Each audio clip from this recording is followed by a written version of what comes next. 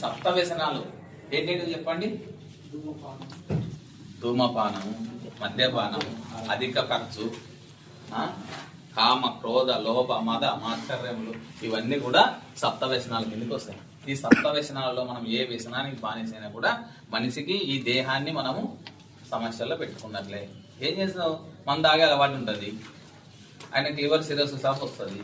ఏం చేస్తావు? ఒకసారి జనరల్ హాస్పిటల్కి పోయి చూడండి, వాళ్ళ బాధ. ఒక జీవితంలో మందు తాగకూడదు అనిపిస్తుంది మనకి. అర్థమైంది? పొట్ట ఎంత లావు ఉంటుంది, బాణ పొట్ట.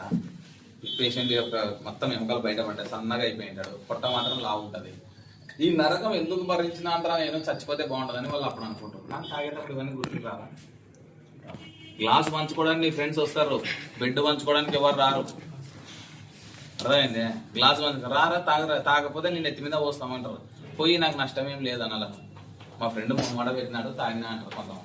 నీకు తాగాలని మనసు ఉంది కాబట్టి తాగినాం, మొహమాట పెట్టినాడని తాగలే. అర్థమైంది? అందుకొరకే మా ఊరికి సారా వద్దు నీళ్ళే ముద్దని ఉద్యమం చేసినాం మనం 2008 ప్రాంతంలో. ఇవన్నీ ఇంకా జనరల్ సబ్జెక్ట్స్. మనిషి యొక్క విలువలు, మానవీయ విలువలతో బతకాలి. ఇవి మన ఎమ్మట ఏమి రావు సార్.